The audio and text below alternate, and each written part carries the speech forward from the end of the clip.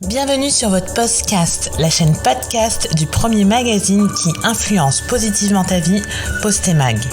Actu, débat, témoignages, psycho, lifestyle, voyage, santé.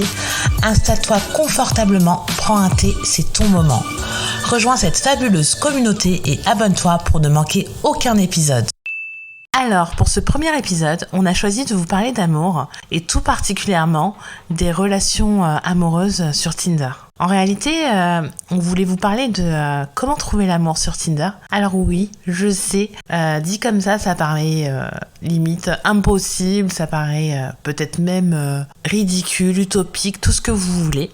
Mais croyez-moi, en écoutant bien nos astuces, il est possible qu'en fait cette petite utopie pour vous devienne vite une réalité et que vous trouviez le ou la princesse plus que charmant ou charmante sur Tinder. Alors dit comme ça, maintenant que j'ai posé les bases, je suis sûre que vous attendez de savoir comment. La clé déjà, c'est de bien renseigner son profil. Finalement, le profil Tinder, c'est votre vitrine. Il faut la soigner, il faut faire en sorte qu'elle vous ressemble et qu'elle soit vendeur. Quand je dis vendeur, c'est pas forcément vendre du rêve à l'autre. Non, vendeur, c'est qu'on puisse déceler via votre profil Tinder vos points forts, qu'ils soient mis en avant sans pour autant que ça ne reflète pas la réalité ou sans pour autant masquer ou effacer vos défauts. Pour ça, on commence par la bio. Il faut parler de vous. Alors, on arrête, on est en 2022, on arrête les profils Tinder sans bio. Non.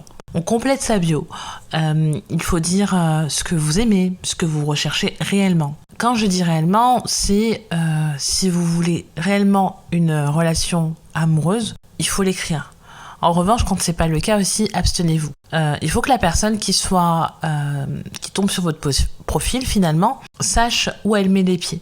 N'hésitez pas à utiliser une pointe d'humour, surtout si vous en avez. Après, il faut doser. Quand on dit une pointe d'humour, c'est vrai que c'est très dur de faire de l'humour à l'écrit, donc il faut pas que ce soit très très mal perçu non plus. Il faut essayer de montrer la facette cool de vous sans pour autant en faire des tonnes. N'hésitez pas à être transparent. Si vous avez un enfant, c'est le moment de le dire.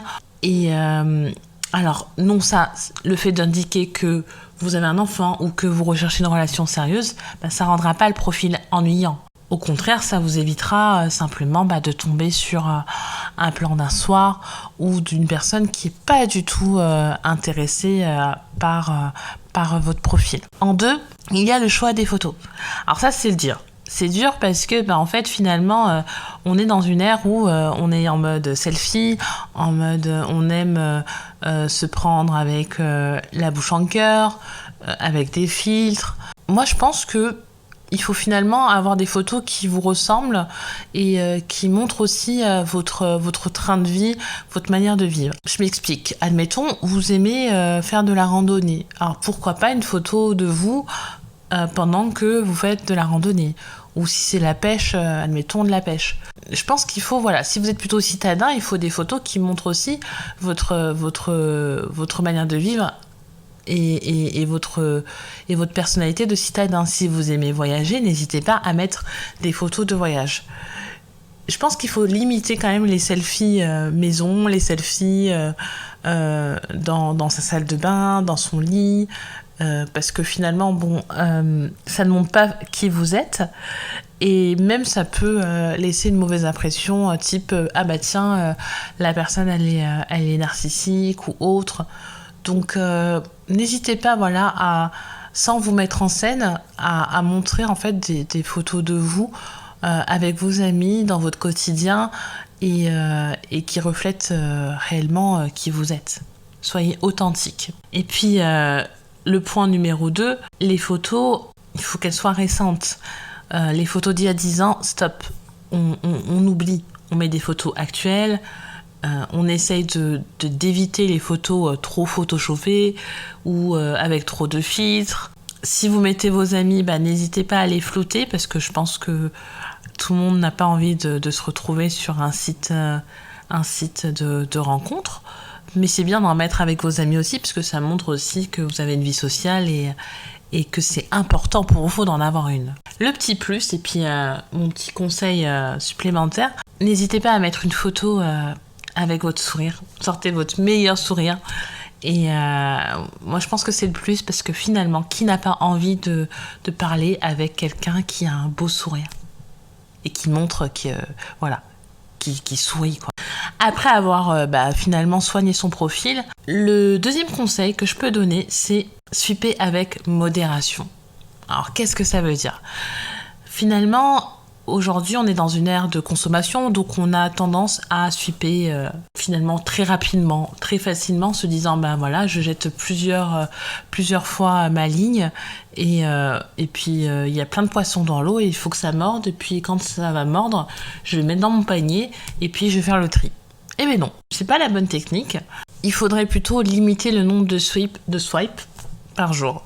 Alors je dis swipe, bon, excusez mon anglais, mais vous avez compris le principe. Prenez le temps de bien décortiquer un profil avant de swiper à droite. Finalement, donnez-vous un quota, admettons, je sais pas, par jour, vous pouvez dire, je limite mon nombre de swipe à 3, 4 par jour. Ça vous laissera le temps de découvrir réellement chacun des prétendants ou prétendantes, et c'est beaucoup mieux, vous verrez, parce que vous allez vous mettre dans une position où vous êtes plus dans une envie de connaître la personne et non de consommation, de comparaison, et de se dire ok, j'en ai 10 à découvrir, et puis un peu comme le bachelor, je reprends ma rose, non, elle, je lui donne la rose, c'est beaucoup plus engageant, et vous aurez plus de chances d'accrocher avec l'une des prétendants ou prétendantes. Le conseil numéro 3, c'est commencer la conversation rapidement. Alors,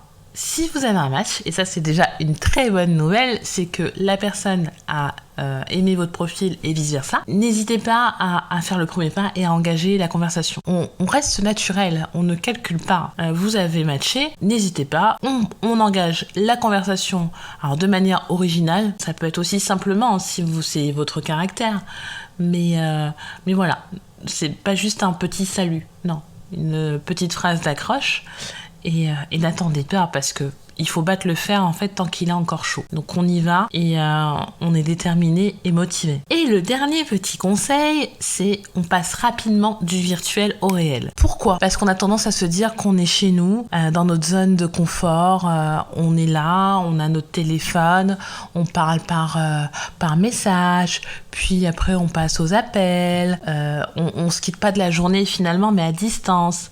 Mais ça, c'est pas si bon. Pourquoi ? Parce qu'on a tendance à idéaliser la personne. Et donc, du coup, on a un feeling virtuel qui se crée. Et c'est pas sûr que ce feeling virtuel se transforme en feeling réel. Du coup, il faut discuter, oui. Il faut échanger, oui.